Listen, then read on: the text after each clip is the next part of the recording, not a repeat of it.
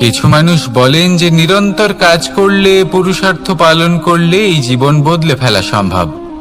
আজ আমি আপনাকে বোঝাবো যে এক মুহূর্ত, সময় আর সিদ্ধান্ত কতটা গুরুত্বপূর্ণ হয়। এক মুহূর্তই যথেষ্ট। একটা মুহূর্ত এত শক্তিশালী হতে পারে যে তা আপনার সমগ্র জীবন পাল্টে দিতে পারে। এমন এক সময় ছিল শ্রীরামের কাছে, যখন ওনাকে সিদ্ধান্ত নিতে হয় যে উনি নিজের পিতার আদেশ পালন করতে বনবাসে যাবেন নাকি যাবেন না। উনি সেই আদেশ পালন করেছিলেন, তারপর সময় অনুসারে উপযুক্ত সিদ্ধান্ত নিলেন। আর আজ সকলের মনে বসবাস করেন শ্রীরাম। আর অন্যদিকে আছে রাবণ। ওনার কাছে একটা সময় ছিল, একটা সুযোগ ছিল নিজের প্রারব্ধকে শুভ করে তোলার। উনি ভুল করলেন আর মৃত্যু লাভ করলেন। নির্বাচন সবসময় আপনার হাতে, শুধু আপনাকে সময়কে বুঝতে হবে, সেই মুহূর্তকে বুঝতে হবে আর উচিত সিদ্ধান্ত নিতে হবে, ব্যাস। বুঝতে শিখুন এই সময়ের দাবি কি, বুঝতে শিখুন এই সময়ের ইচ্ছে কি, আর উচিত সিদ্ধান্ত নিন। আর আমার সাথে ভালোবেসে বলুন, রাধা রাধা। জ্ঞান এবং অহংকার, এই দুইয়ের মধ্যে সম্পর্ক কোথায়? সম্পর্ক ঠিক সেরকম যেরকম হাত এবং কাঁকনের, যেমন চোখ এবং দৃষ্টির সম্পর্ক। এবার আপনি বলবেন, এ আমি কি বলছি? জ্ঞান এবং অহংকারের এমন সম্পর্ক কি করে হতে পারে? দেখুন, যে ব্যক্তি জ্ঞানী, যার কাছে জ্ঞান রয়েছে এবং তিনি জানেন যে তার কাছে জ্ঞান রয়েছে, তার মধ্যে নিজে থেকেই অহংবোধ জাগ্রত হয়। খুব কম সংখ্যক এমন জ্ঞানী ব্যক্তি আছেন যারা নিজেদের অহংকারের বিষয়ে আঁচ করতে পারেন। প্রকৃত জ্ঞানী হলেন তিনি, যিনি নিজের জ্ঞানের সদ্ব্যবহার করে অহংকারকে দূর করেন। উচিত সময় বুঝে যান, নিজের অন্তর যাচাই করে এই বিষয়টা দেখেন যে তার অন্তরে অহংবোধ জাগ্রত হচ্ছে এবং নিজেকে সেখানেই থামিয়ে দেন, যাতে অহংকারের পথে তিনি অগ্রসর না হয়ে যান। এই অহংকার কখন উচিত, কখন অনুচিত, কখন প্রয়োগ করা উচিত, উচিত নয়, কখন বাধা দেওয়া উচিত, এটা শেখা অত্যন্ত প্রয়োজনীয়। আর যদি এটা আপনি শিখতে পারেন, তাহলে আপনি একজন জ্ঞানীও হয়ে উঠবেন এবং সুখীও থাকবেন। তাই মনে রাখবেন, এই জ্ঞান নিয়ে কখনোই অহংকার করবেন না, বরং সবসময় নিজের অহংবোধের বিষয়ে প্রকৃত ধারণা রাখবেন। আসুন আমার সাথে ভালোবেসে বলুন, রাধা রাধা। আমাদের জীবনে 7 ধরনের সুখ আছে, আর সেগুলো লাভ করার জন্য আমরা অত্যন্ত প্রচেষ্টা করি। কিন্তু কোনো প্রচেষ্টা করার পূর্বে তা কিভাবে করব সেটা বোঝা খুব প্রয়োজন, আর সেখানেই আমরা ভুল করে থাকি। যে কাজটা আমাদের পরে করা উচিত, সেটাই আমরা আগে করে বসি। আপনাকে স্পষ্ট করে বোঝাই, প্রত্যেক সুখের সাথে 2টি ক্রিয়া জড়িত থাকে। এবার যখন আমরা ধনের কথা বলি, তখনও 2টি ক্রিয়া জুড়ে থাকে। প্রথম ক্রিয়া হলো ধন অর্জন করা, দ্বিতীয় ক্রিয়া হলো ধনের ব্যবহার করা। আর জীবনে ধনের ব্যবহার করার পূর্বে ধন কিভাবে অর্জন করতে হয় তা শেখা অত্যন্ত প্রয়োজনীয়। আমরা মন্দিরে যাই, ভগবানের আরাধনা করি, তার জন্য পুজো করি, ওনাকে প্রসন্ন করতে চাই, কিন্তু তার আগে ভগবানের ওপর আস্থা রাখা প্রয়োজনীয়। যদি আপনার অটল বিশ্বাস থাকে, তবেই আপনি প্রকৃত ভক্ত হয়ে উঠতে পারবেন। এবার যদি আপনি বক্তা হয়ে থাকেন, শ্রেষ্ঠ বক্তা হতে চান, এই সংসারের সামনে নিজের বক্তব্য রাখতে চান, তাহলে কথা বলার পূর্বে কথা শুনতে শিখুন। তবেই আপনি একজন শ্রেষ্ঠ বক্তা হয়ে উঠতে পারবেন। জীবনে সম্পর্ক স্থাপন করার আগে সম্পর্ক বজায় রাখতে শিখুন, তবেই আপনি একজন প্রকৃত সাথী হয়ে উঠবেন। জীবনে পরাজয় মানার পূর্বে বিজয়ী হওয়ার চেষ্টা কিভাবে করতে হয় সেটা শিখুন, তবেই আপনি একজন নিপুণ ব্যক্তি হয়ে উঠবেন। অন্তিম এবং সবথেকে গুরুত্বপূর্ণ কথা, জীবনে ভালোবাসা লাভ করার পূর্বে ভালোবাসা প্রদান করতে শিখুন, তবেই আপনি একজন প্রকৃত প্রেমী হয়ে উঠবেন।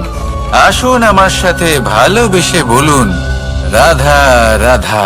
এই সংসারের সব থেকে বড় যুদ্ধ কোনটা? দেবসুরের যুদ্ধ যা অনেক বছর ধরে চলেছিল, নাকি রাম রাবণের যুদ্ধ, নাকি মহাভারত? না, সংসারের সব থেকে বড় যুদ্ধ হলো সেইটা যা নিজের সাথে লড়া হয়, নিজের মনের সাথে লড়া হয়, নিজের অন্তরের সাথে লড়া হয়। এটাই সব থেকে বড় যুদ্ধ। এবার নিজেই দেখুন আপনার সব থেকে বড় শত্রুকে। আপনার স্বার্থ, আপনার কামনাগুলি, আপনার অহংকারগুলি, যা আপনাকেই নষ্ট করে দেয়। যদি এদের ওপর আপনি বিজয় লাভ করতে পারেন, তাহলে ধরে নিন এই সংসারে সবার ওপরে আপনি বিজয় লাভ করতে পারবেন। এই সংসারে কেউ আপনাকে পরাজিত করতে পারবে না, কিন্তু তার জন্য প্রয়োজন অনুভূতির। অনুভূতি ভালোবাসার, অনুভূতি অনুপ্রেরণার। যে ব্যক্তি ভালোবাসতে পারেন এবং প্রেরণা দিতে পারেন, তিনি চিরকাল জয়লাভ করতে পারেন। নিজের কাছে ভালোবাসার এক অস্ত্র রাখুন আর প্রেরণার এক ঢাল। জীবনে কেউ আপনাকে পরাজিত করতে পারবে না। আসুন আর আমার সাথে ভালোবেসে বলুন, রাধা রাধা। সৌন্দর্য। মানুষ নিজের সৌন্দর্যের বিষয়ে কতটা ভাবে, চায় যে সে সব থেকে বেশি রূপবান হবে, সব থেকে বেশি সুন্দর হবে। কিন্তু সৌন্দর্যের পরিভাষা কি তা কি সে জানে? কোনো মাকে জিজ্ঞেস করুন, ওনার জন্য সৌন্দর্যের পরিভাষা ওনার সন্তান। কোনো ভক্তকে জিজ্ঞেস করুন, ওনার জন্য সৌন্দর্যের পরিভাষা ওনার ভগবান। শ্রীরামকে জিজ্ঞেস করুন, ওনার জন্য সৌন্দর্যের পরিভাষা হলো হনুমান। ভাঙা হানু, ফুলে যাওয়া মুখ, দেখতে গেলে উনি বানর, লম্বা লেজ, এত নিরীহ যে ওনাকে অমূল্য মালা দিলে সেটা ছিঁড়ে তার ভেতরে শ্রীরামকে খুঁজছিলেন। কিন্তু ওনার ভাবনা কত সুন্দর। উনি এটা বিশ্বাস করেন যে সংসারের যতই মূল্যবান জিনিস দিয়ে এই মালা তৈরি করা হোক না কেন, যদি এর মধ্যে শ্রীরাম না থাকেন, তাহলে এর মধ্যে কোনো অর্থ নেই। সৌন্দর্য রূপে নয়, ভাবনায় নিহিত থাকে। যদি আপনি সৌন্দর্য প্রাপ্ত করতে চান, তাহলে তা কর্মে নিয়ে আসুন, ভাবনায় এবং বিচারে নিয়ে আসুন। এই সৌন্দর্য আপনার সাথেই থাকবে। যদি আপনি সৌন্দর্যকে রূপের মধ্যে খোঁজেন, তাহলে কিছুক্ষণের জন্য পাবেন। সেই সৌন্দর্য সময়ের সাথে হারিয়ে যাবে। সৌন্দর্য যদি পেতে চান, খুঁজতেই চান, তাহলে হৃদয় খুঁজুন, কর্মে খুঁজুন। মন প্রসন্ন হয়ে বলবে, রাধা রাধা। এই সংসারে মানুষ জন্মগ্রহণ করেন, বড় হতে থাকেন, পুরুষার্থ লাভ করেন, অর্জন করেন। অর্জন করা আসলে কি? বেশিরভাগ মানুষ বলেন অর্জন করা অর্থাৎ ধন সম্পত্তি অর্জন করা। আর কি অর্জন করা যায়? আর কি লাভ করা যায়? আসল প্রশ্ন হলো এটাই যে কি এমন আছে যা বাস্তব রূপে অর্জন করার যোগ্য। তা হলো ব্যবহার, জ্ঞান এবং সন্তোষ। কেন? কারণ আপনি যখন এই সংসার ছেড়ে চলে যাবেন, তখন আপনার ধন সম্পত্তি আপনাকে বিদায় জানাতে আসবে না। আপনাকে বিদায় জানাতে আসবে আপনার আপনজন, যাদের সাথে আপনার সুসম্পর্ক ছিল। সমগ্র সংসারে সহস্র মানুষ ধন অর্জন করে থাকেন। শ্রেষ্ঠ মানুষ হলেন তিনি, যিনি ব্যবহার, জ্ঞান এবং সন্তোষ অর্জন করে থাকেন, একে সকলের মধ্যে বিতরণ করেন। তাই এটাই করুন, আর আমার সাথে ভালোবেসে বলুন, রাধা রাধা। সেই কখন থেকে এই পুস্তকটিকে দেখছি, কিন্তু এর থেকে আমি কোনো জ্ঞান লাভ করতেই পারছি না। এবার আপনি বলবেন যে আজ কেমন বিচিত্র কথা বলছি আমি। যদি এই পুস্তক থেকে আমাকে জ্ঞান লাভ করতে হয়, তাহলে শুধুই তাকিয়ে থাকলে হবে না। আমাকে এই পুস্তককে খুলতে হবে, পড়তে হবে, তাকে বুঝতে হবে, তবেই তো জ্ঞান প্রাপ্তি হবে। বড়ই সহজ একটা ব্যাপার, কিন্তু একে যাপন করা অত্যন্ত কঠিন, তাই না? আপনি নিজেকেই দেখে নিন। আপনার কাছে অনেক জ্ঞান রয়েছে। সহজ থেকে সহজতর জ্ঞানের কথা যদি বলি, আপনি এটুকু তো জানেন যে সত্যি কথা বলা ভালো কাজ, দান করা হলো পুণ্যের কাজ। আপনি জানেন যে পরিশ্রম করলে সাফল্য আসবে। এই জ্ঞান তো আমাদের কাছে রয়েছে, এমন অনেক জ্ঞান আমাদের কাছে রয়েছে, কিন্তু আলস্যের কারণে, অবহেলা করে আমরা শুধু এই জ্ঞান প্রয়োগ করতে পারি না, এই জ্ঞান যাপন করতে পারি না, একে আচরণে প্রয়োগ করতে পারি না, সেই জন্য দুঃখী হয়ে যাই। তাই আপনার কাছে যা যা জ্ঞান আছে, যা যা জ্ঞান আপনি লাভ করেছেন, সেই জ্ঞান যাপন করা শুরু করুন, জীবনে প্রয়োগ করতে শুরু করুন। এই মন প্রত্যেকটি মুহূর্তে প্রসন্ন থাকবে, আর লক্ষ্য প্রাপ্ত করে এই মন বলবে, রাধা রাধা। একটা জলের ফোঁটাকে ফোঁটা নামে সম্বোধন করা হয়। অনেক ফোঁটা একত্রিত হলে সাগরের রূপ ধারণ করে। শুধু একটা পাতাকে পাতা বলা হয়, অন্য অনেক পাতার সাথে একত্রিত হলে তা গ্রন্থের রূপ ধারণ করে। একটা মাত্র সুতো অন্য সুতোর সাথে মিলিত হলে বস্ত্রের রূপ ধারণ করে। অনেক সংখ্যক ইট একত্রিত হলে মহলের রূপ ধারণ করে। সৈন্যরা একত্রিত হলে সৈন্যদল তৈরি হতে পারে। এটা হলো শক্তি সংগঠনের, এটাই হলো শক্তি একতার। তা সে বনস্পতি হোক বা কোনো ব্যক্তিই হোক, কোনো মনোভাবই হোক, যদি একা থাকে তাহলে দুর্বল হয়ে পড়বে। যদি সংগঠিত থাকে তাহলে শক্তিও বাড়বে, আর আপনাকে সামনে এগিয়েও নিয়ে যাবে। তাই এই একতায় বিশ্বাস রাখুন, আর আমার সাথে ভালোবেসে বলুন, রাধা রাধা। এমন কিছু রয়েছে মানুষের মনে, তাদের জীবনে এমন এক আবেগ যা সর্বজন বিদিত, যা সবাই জানেন যে উপস্থিত আছে। সেটাকে আমরা সমস্যা বলে থাকি। এমনিতে আমরা সকলেই জানি যে এমন কোনো গৃহ নেই যেখানে মৃত্যুর ছায়া পড়েনি, এমন কোনো বৃক্ষ নেই যার দ্বারা ওষুধ তৈরি সম্ভব নয়, এমন কোনো অন্ন নেই যা সময়ের সাথে বিষ বা অমৃতে পরিণত হতে পারে। এবার এই সমস্যাগুলি কোনো ব্যক্তির জন্য সমস্যা হতে পারে, কিন্তু নিজে থেকে এরা কোনো সমস্যাই নয়। এরা আসে আমাদের সাহায্য করতে, আমাদের কিছু শেখাতে। আপনি নিজেই দেখুন, পর্বতের শিখর থেকে কোনো এক পাখি পড়ে গিয়ে নিজের প্রাণ ত্যাগ করলো। সেটা কখন সম্ভব? যখন সেই পাখি ওড়ার চেষ্টাই করে না। তখন যখন কোনো ব্যক্তি জলে পড়ে যান এবং ডুবে গিয়ে নিজের প্রাণ হারান, এর সম্ভাবনা কখন বেশি থাকে? যখন সেই ব্যক্তি সাঁতার কাটার চেষ্টাই করেন না। তখন এই সমস্যা প্রত্যেকের জীবনে থাকবেই, কিন্তু এটা মনে রাখা প্রয়োজনীয় যে কোনো সমস্যা পরিস্থিতির কারণে সমস্যা হয়ে ওঠে না।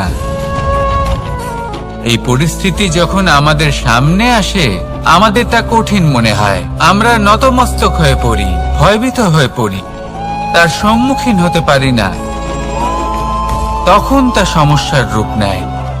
দৃঢ় হয়ে দাঁড়িয়ে থাকুন সাহসের সাথে, এই পরিস্থিতিগুলির সম্মুখীন হন, দেখবেন সমস্যা কখন সাফল্যে পরিণত হবে আপনি জানতেই পারবেন না।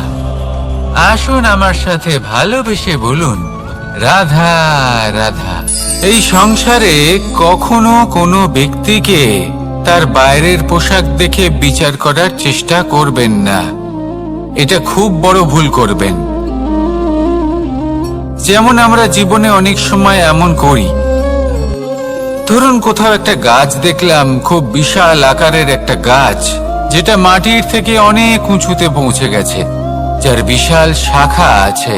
সেগুলো দেখে আমরা ভাবি যে এই গাছে হয়তো কত সুস্বাদু ফল আছে, আমরা সেই গাছের পরিচর্যা করতে থাকি। আবার অন্যদিকে হলো একটি তৃণ, যেটা মাটি থেকে কিছুটা উঁচুতে পৌঁছেছে, কিন্তু সেই তৃণর নিচে, মাটির নিচে অত্যন্ত সুস্বাদু ফল বা সবজি জন্ম নেয়, যা আমাদের স্বাস্থ্যের পক্ষে অত্যন্ত উপকারী। সেই জন্য কখনো আবরণ দেখে কাউকে বিচার করতে চেষ্টা করবেন না, তার বদলে এটা বোঝার চেষ্টা করুন যে আপনার সামনে যে ব্যক্তি আছে বা বস্তু আছে তার বিশেষত্ব কি। যদি এই বিশেষত্ব বোঝার ক্ষমতা আপনি অর্জন করেন, যদি এই শিল্প আপনি নিজের ভেতরে জাগ্রত করেন, তাহলে এই সংসারে বিশেষত্ব কি সেটা আপনি জানতে পারবেন। আর এই সমস্ত খেলা দৃষ্টি থেকে নয়, দৃষ্টিভঙ্গি থেকে জন্ম নেয়। দৃষ্টিভঙ্গি সবসময় শুভ রাখুন, আর আমার সাথে ভালোবেসে বলুন, রাধা রাধা। যখন মানুষের মৃত্যু হয় তখন কি হয়? অনেক সংখ্যক মানুষ শোক পালন করতে চলে আসেন। যে ব্যক্তি মৃত্যু লাভ করেছেন তার অনেক বস্তু থাকে যেগুলো তার প্রিয়, যেগুলো তিনি ব্যবহার করেছেন, তার শয্যা, তার বস্ত্র, তার আভূষণ, সবকিছু তার থেকে বিচ্ছিন্ন করা হয় এবং খালি হাতে তাকে শ্মশানের উদ্দেশ্যে রওনা করা হয়। আমি আপনাকে এই প্রশ্ন করতে চাই, আপনি এই সংসারে কি অর্জন করেছেন? ধন সম্পত্তি, বস্ত্র, আভূষণ, এই সব কিছু যে আপনি অর্জন করেছেন, আপনার মৃত্যুর পরে তা আপনার থেকে দূর হয়ে যাবে। এর উত্তর হলো একটাই, আপনার কর্ম। শুধু সেটাই আছে যে একান্ত আপনার, আর শুধু সেটাই এই সংসার থেকে চলে যাওয়ার পরেও সংসারেই জীবিত থাকবে।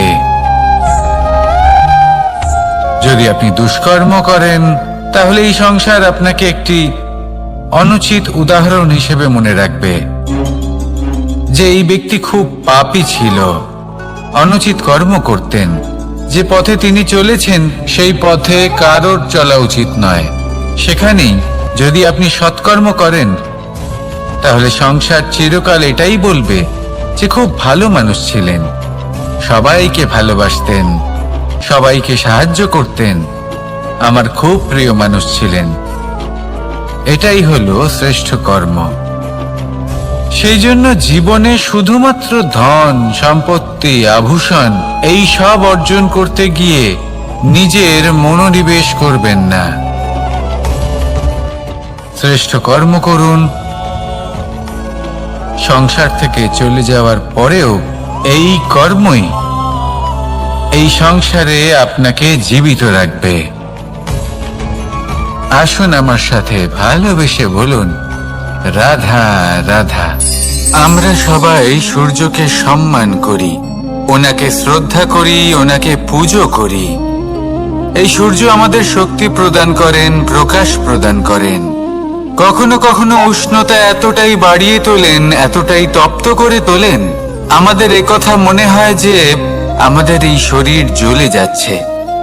তখনও আমরা বিরোধিতা করি না, তাকে কটু কথা শোনাই না, আমরা সসম্মানে তা গ্রহণ করি।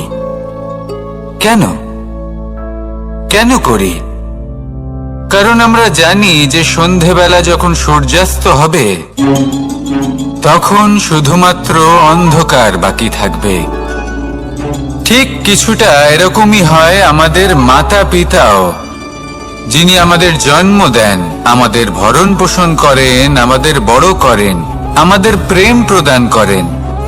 কখনো কখনো তাদের মুখ থেকে কটু কথা নিঃসৃত হয়, আমাদের দুঃখ হয়, কিন্তু তখন আমাদের এটা বোঝা উচিত এগুলি নিঃসৃত হচ্ছে আমাদেরই মঙ্গলের জন্য।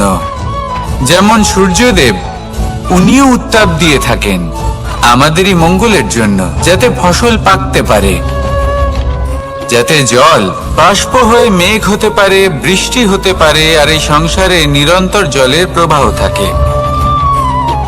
আমাদের মাতা পিতা, তাদের কঠোর আচরণ, তাদের কঠোর অনুশাসনের পেছনে লুকিয়ে থাকে ওনাদের ভালোবাসা। আমাদের তা বুঝতে হবে, সসম্মানে ওনাদের গ্রহণ করতে হবে। কারণ ঠিক সূর্যাস্তের পরে যেমন চতুর্দিক অন্ধকারচ্ছন্ন হয়ে যায়, তেমনি আমাদের জীবন থেকে যখন আমাদের মাতা পিতা চলে যায় তখন আমাদের জীবনেও শুধু এবং শুধুমাত্র অন্ধকারই ছেয়ে থাকে। সেই জন্য নিজের মাতা পিতাকে সম্মান করুন, ওনাদের ভালোবাসা প্রদান করুন। এই মন আর এই জীবন প্রসন্ন হয়ে বলবে, রাধা রাধা। কিছু মানুষ বলেন যে নিরন্তর কাজ করলে, পুরুষার্থ পালন করলে এই জীবন বদলে ফেলা সম্ভব। আজ আমি আপনাকে বোঝাবো যে এক মুহূর্ত, সময় আর সিদ্ধান্ত কতটা গুরুত্বপূর্ণ হয়। এক মুহূর্তই যথেষ্ট। একটা মুহূর্ত এত শক্তিশালী হতে পারে যে তা আপনার সমগ্র জীবন পাল্টে দিতে পারে। এমন এক সময় ছিল শ্রীরামের কাছে, যখন ওনাকে সিদ্ধান্ত নিতে হয় যে উনি নিজের পিতার আদেশ পালন করতে বনবাসে যাবেন নাকি যাবেন না। উনি সেই আদেশ পালন করেছিলেন, তারপর সময় অনুসারে উপযুক্ত সিদ্ধান্ত নিলেন। আর আজ সকলের মনে বসবাস করেন শ্রীরাম। আর অন্যদিকে আছে রাবণ। ওনার কাছে একটা সময় ছিল, একটা সুযোগ ছিল নিজের প্রারব্ধকে শুভ করে তোলার। উনি ভুল করলেন আর মৃত্যু লাভ করলেন। নির্বাচন সবসময় আপনার হাতে, শুধু আপনাকে সময়কে বুঝতে হবে, সেই মুহূর্তকে বুঝতে হবে আর উচিত সিদ্ধান্ত নিতে হবে, ব্যাস। বুঝতে শিখুন এই সময়ের দাবি কি, বুঝতে শিখুন এই সময়ের ইচ্ছে কি, আর উচিত সিদ্ধান্ত নিন। আর আমার সাথে ভালোবেসে বলুন, রাধা রাধা। জ্ঞান এবং অহংকার, এই দুইয়ের মধ্যে সম্পর্ক কোথায়? সম্পর্ক ঠিক সেরকম যেরকম হাত এবং কাঁকনের, যেমন চোখ এবং দৃষ্টির সম্পর্ক। এবার আপনি বলবেন, এ আমি কি বলছি? জ্ঞান এবং অহংকারের এমন সম্পর্ক কি করে হতে পারে? দেখুন, যে ব্যক্তি জ্ঞানী, যার কাছে জ্ঞান রয়েছে এবং তিনি জানেন যে তার কাছে জ্ঞান রয়েছে, তার মধ্যে নিজে থেকেই অহংবোধ জাগ্রত হয়। খুব কম সংখ্যক এমন জ্ঞানী ব্যক্তি আছেন যারা নিজেদের অহংকারের বিষয়ে আঁচ করতে পারেন। প্রকৃত জ্ঞানী হলেন তিনি, যিনি নিজের জ্ঞানের সদ্ব্যবহার করে অহংকারকে দূর করেন। উচিত সময় বুঝে যান, নিজের অন্তর যাচাই করে এই বিষয়টা দেখেন যে তার অন্তরে অহংবোধ জাগ্রত হচ্ছে, এবং নিজেকে সেখানেই থামিয়ে দেন, যাতে অহংকারের পথে তিনি অগ্রসর না হয়ে যান। এই অহংকার কখন উচিত, কখন অনুচিত, কখন প্রয়োগ করা উচিত, উচিত নয়, কখন বাধা দেওয়া উচিত, এটা শেখা অত্যন্ত প্রয়োজনীয়। আর যদি এটা আপনি শিখতে পারেন, তাহলে আপনি একজন জ্ঞানীও হয়ে উঠবেন। এবং সুখীও থাকবেন। তাই মনে রাখবেন, এই জ্ঞান নিয়ে কখনোই অহংকার করবেন না, বরং সবসময় নিজের অহংবোধের বিষয়ে প্রকৃত ধারণা রাখবেন। আসুন আমার সাথে ভালোবেসে বলুন, রাধা রাধা। আমাদের জীবনে 7 ধরনের সুখ আছে, আর সেগুলো লাভ করার জন্য আমরা অত্যন্ত প্রচেষ্টা করি। কিন্তু কোনো প্রচেষ্টা করার পূর্বে তা কিভাবে করব সেটা বোঝা খুব প্রয়োজন, আর সেখানেই আমরা ভুল করে থাকি। যে কাজটা আমাদের পরে করা উচিত সেটাই আমরা আগে করে বসি। আপনাকে স্পষ্ট করে বোঝাই, প্রত্যেক সুখের সাথে 2টি ক্রিয়া জড়িত থাকে। এবার যখন আমরা ধনের কথা বলি তখনও 2টি ক্রিয়া জুড়ে থাকে। প্রথম ক্রিয়া হলো ধন অর্জন করা, দ্বিতীয় ক্রিয়া হলো ধনের ব্যবহার করা। আর জীবনে ধনের ব্যবহার করার পূর্বে ধন কিভাবে অর্জন করতে হয় তা শেখা অত্যন্ত প্রয়োজনীয়। আমরা মন্দিরে যাই, ভগবানের আরাধনা করি, তার জন্য পুজো করি, ওনাকে প্রসন্ন করতে চাই, কিন্তু তার আগে ভগবানের ওপর আস্থা রাখা প্রয়োজনীয়। যদি আপনার অটল বিশ্বাস থাকে তবেই আপনি প্রকৃত ভক্ত হয়ে উঠতে পারবেন। এবার যদি আপনি বক্তা হয়ে থাকেন, শ্রেষ্ঠ বক্তা হতে চান, এই সংসারের সামনে নিজের বক্তব্য রাখতে চান, তাহলে কথা বলার পূর্বে কথা শুনতে শিখুন। তবেই আপনি একজন শ্রেষ্ঠ বক্তা হয়ে উঠতে পারবেন। জীবনে সম্পর্ক স্থাপন করার আগে সম্পর্ক বজায় রাখতে শিখুন, তবেই আপনি একজন প্রকৃত সাথী হয়ে উঠবেন। জীবনে পরাজয় মানার পূর্বে বিজয়ী হওয়ার চেষ্টা কিভাবে করতে হয় সেটা শিখুন, তবেই আপনি একজন নিপুণ ব্যক্তি হয়ে উঠবেন। অন্তিম এবং সবথেকে গুরুত্বপূর্ণ কথা, জীবনে ভালোবাসা লাভ করার পূর্বে ভালোবাসা প্রদান করতে শিখুন, তবেই আপনি একজন প্রকৃত প্রেমী হয়ে উঠবেন। আসুন আমার সাথে ভালোবেসে বলুন, রাধা রাধা। এই সংসারের সবথেকে বড় যুদ্ধ কোনটা? দেবসুরের যুদ্ধ যা অনেক বছর ধরে চলেছিল, নাকি রাম রাবণের যুদ্ধ, নাকি মহাভারত?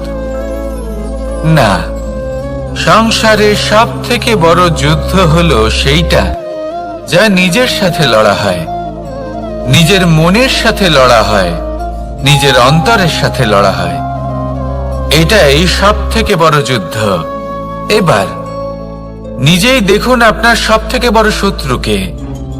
আপনার স্বার্থ, আপনার কামনাগুলি, আপনার অহংকারগুলি, যা আপনাকেই নষ্ট করে দেয়।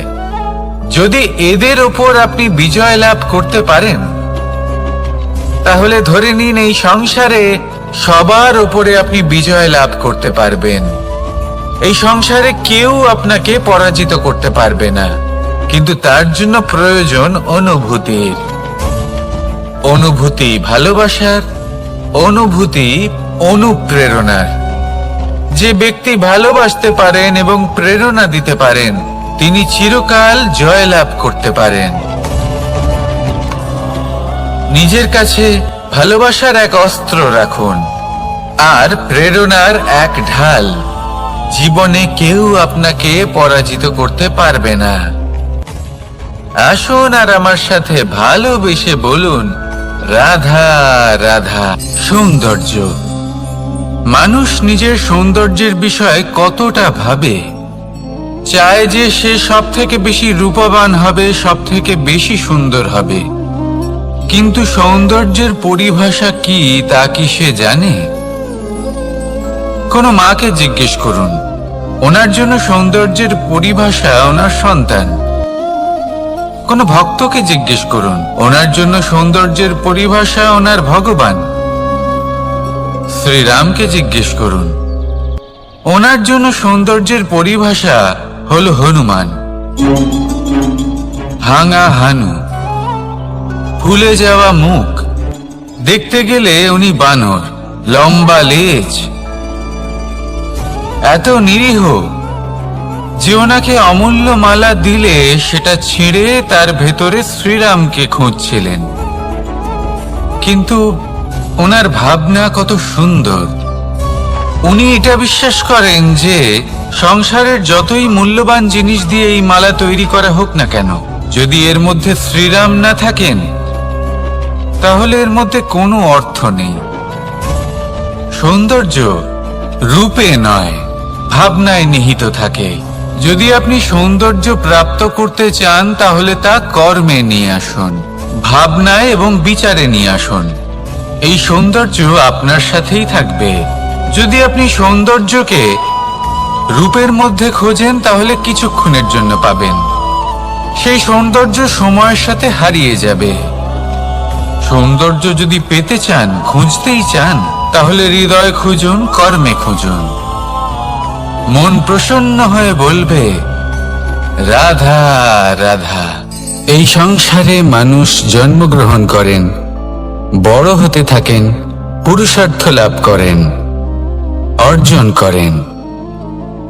অর্জন করা আসলে কি? বেশিরভাগ মানুষ বলেন অর্জন করা অর্থাৎ ধন সম্পত্তি অর্জন করা। আর কি অর্জন করা যায়? আর কি লাভ করা যায়? আসল প্রশ্ন হলো এটাই যে কি এমন আছে যা বাস্তব রূপে অর্জন করার যোগ্য। তা হলো ব্যবহার, জ্ঞান এবং সন্তোষ। কেন?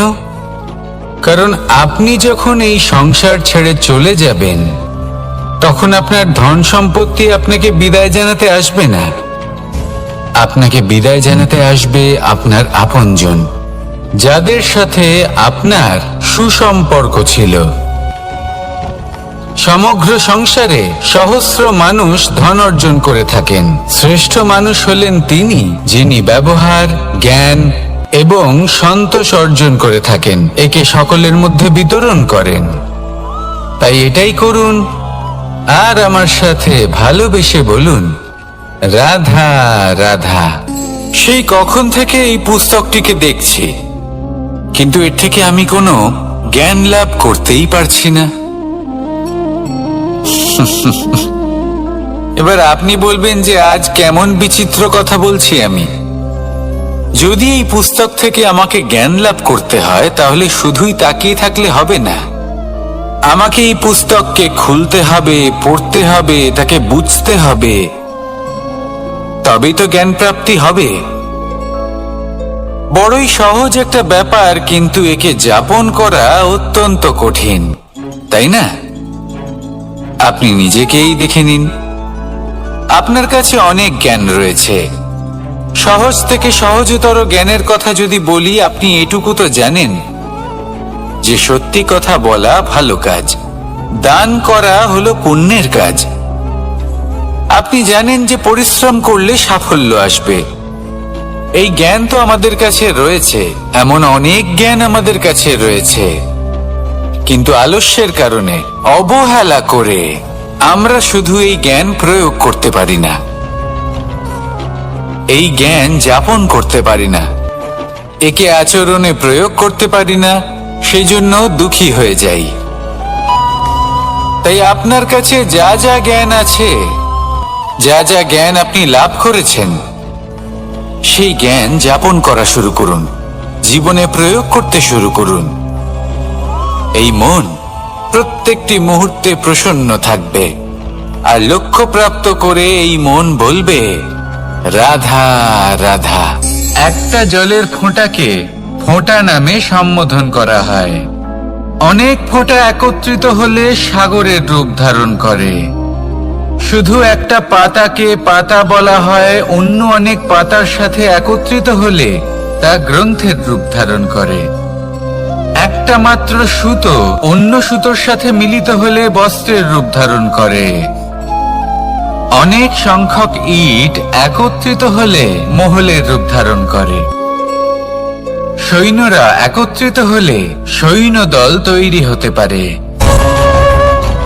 এটা হলো শক্তি সংগঠনের, এটাই হলো শক্তি একতার। তা সে বনস্পতি হোক বা কোনো ব্যক্তিই হোক, কোনো মনোভাবই হোক, যদি একা থাকে তাহলে দুর্বল হয়ে পড়বে। যদি সংগঠিত থাকে তাহলে শক্তিও বাড়বে আর আপনাকে সামনে এগিয়েও নিয়ে যাবে।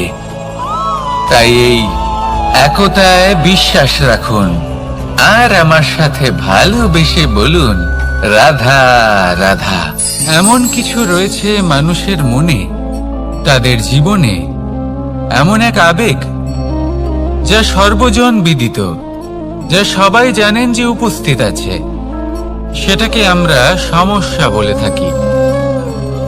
এমনিতে আমরা সকলেই জানি যে এমন কোনো গৃহ নেই যেখানে মৃত্যুর ছায়া পড়েনি, এমন কোনো বৃক্ষ নেই যার দ্বারা ওষুধ তৈরি সম্ভব নয়, এমন কোনো অন্ন নেই যা সময়ের সাথে বিষ বা অমৃতে পরিণত হতে পারে। এবার এই সমস্যাগুলি কোনো ব্যক্তির জন্য সমস্যা হতে পারে, কিন্তু নিজে থেকে এরা কোনো সমস্যাই নয়। এরা আসে আমাদের সাহায্য করতে, আমাদের কিছু শেখাতে। আপনি নিজেই দেখুন, পর্বতের শিখর থেকে কোনো এক পাখি পড়ে গিয়ে নিজের প্রাণ ত্যাগ করলো। সেটা কখন সম্ভব? যখন সেই পাখি ওড়ার চেষ্টাই করে না। তখন যখন কোনো ব্যক্তি জলে পড়ে যান এবং ডুবে গিয়ে নিজের প্রাণ হারান, এর সম্ভাবনা কখন বেশি থাকে? যখন সেই ব্যক্তি সাঁতার কাটার চেষ্টাই করেন না। তখন এই সমস্যা প্রত্যেকের জীবনে থাকবেই, কিন্তু এটা মনে রাখা প্রয়োজনীয় যে কোনো সমস্যা পরিস্থিতির কারণে সমস্যা হয়ে ওঠে না। এই পরিস্থিতি যখন আমাদের সামনে আসে, আমাদের তা কঠিন মনে হয়, আমরা নতমস্তক হয়ে পড়ি, ভয়ভীত হয়ে পড়ি, তার সম্মুখীন হতে পারি না। তখন তা সমস্যার রূপ নেয়। দৃঢ় হয়ে দাঁড়িয়ে থাকুন সাহসের সাথে, এই পরিস্থিতিগুলির সম্মুখীন হন। দেখবেন সমস্যা কখন সাফল্যে পরিণত হবে আপনি জানতেই পারবেন না। আসুন আমার সাথে ভালোবেসে বলুন, রাধা রাধা। এই সংসারে কখনো কোনো ব্যক্তিকে তার বাইরের পোশাক দেখে বিচার করার চেষ্টা করবেন না। এটা খুব বড় ভুল করবেন। যেমন আমরা জীবনে অনেক সময় এমন করি, ধরুন কোথাও একটা গাছ দেখলাম, খুব বিশাল আকারের একটা গাছ, যেটা মাটির থেকে অনেক উঁচুতে পৌঁছে গেছে, যার বিশাল শাখা আছে। সেগুলো দেখে আমরা ভাবি যে এই গাছে হয়তো কত সুস্বাদু ফল আছে। আমরা সেই গাছের পরিচর্যা করতে থাকি। আবার অন্যদিকে হলো একটি তৃণ, যেটা মাটি থেকে কিছুটা উঁচুতে পৌঁছেছে, কিন্তু সেই তৃণর নিচে, মাটির নিচে অত্যন্ত সুস্বাদু ফল বা সবজি জন্ম নেয়, যা আমাদের স্বাস্থ্যের পক্ষে অত্যন্ত উপকারী। সেই জন্য কখনো আবরণ দেখে কাউকে বিচার করতে চেষ্টা করবেন না। তার বদলে এটা বোঝার চেষ্টা করুন যে আপনার সামনে যে ব্যক্তি আছে বা বস্তু আছে, তার বিশেষত্ব কি। যদি এই বিশেষত্ব বোঝার ক্ষমতা আপনি অর্জন করেন, যদি এই শিল্প আপনি নিজের ভেতরে জাগ্রত করেন, তাহলে এই সংসারে বিশেষত্ব কি সেটা আপনি জানতে পারবেন। আর এই সমস্ত খেলা দৃষ্টি থেকে নয়, দৃষ্টিভঙ্গি থেকে জন্ম নেয়। দৃষ্টিভঙ্গি সবসময় শুভ রাখুন আর আমার সাথে ভালোবেসে বলুন, রাধা রাধা। যখন মানুষের মৃত্যু হয় তখন কি হয়? অনেক সংখ্যক মানুষ শোক পালন করতে চলে আসেন। যে ব্যক্তি মৃত্যু লাভ করেছেন তার অনেক বস্তু থাকে যেগুলো তার প্রিয়, যেগুলো তিনি ব্যবহার করেছেন। তার শয্যা, তার বস্ত্র, তার আভূষণ সবকিছু তার থেকে বিচ্ছিন্ন করা হয় এবং খালি হাতে তাকে শ্মশানের উদ্দেশ্যে রওনা করা হয়। আমি আপনাকে এই প্রশ্ন করতে চাই, আপনি এই সংসারে কি অর্জন করেছেন? ধন সম্পত্তি, বস্ত্র, আভূষণ, এই সব কিছু যে আপনি অর্জন করেছেন, আপনার মৃত্যুর পরে তা আপনার থেকে দূর হয়ে যাবে। এর উত্তর হলো একটাই, আপনার কর্ম। শুধু সেটাই আছে যে একান্ত আপনার, আর শুধু সেটাই এই সংসার থেকে চলে যাওয়ার পরেও সংসারেই জীবিত থাকবে। যদি আপনি দুষ্কর্ম করেন তাহলে এই সংসার আপনাকে একটি অনুচিত উদাহরণ হিসেবে মনে রাখবে যে এই ব্যক্তি খুব পাপী ছিল, অনুচিত কর্ম করতেন। যে পথে তিনি চলেছেন সেই পথে কারোর চলা উচিত নয়। সেখানেই যদি আপনি সৎকর্ম করেন তাহলে সংসার চিরকাল এটাই বলবে যে খুব ভালো মানুষ ছিলেন, সবাইকে ভালোবাসতেন, সবাইকে সাহায্য করতেন, আমার খুব প্রিয় মানুষ ছিলেন। এটাই হলো শ্রেষ্ঠ কর্ম। সেই জন্য জীবনে শুধুমাত্র ধন সম্পত্তি আভূষণ এই সব অর্জন করতে গিয়ে নিজের মনোনিবেশ করবেন না। শ্রেষ্ঠ কর্ম করুন। সংসার থেকে চলে যাওয়ার পরেও এই কর্মই এই সংসারে আপনাকে জীবিত রাখবে। আসুন আমার সাথে ভালোবেসে বলুন, রাধা রাধা।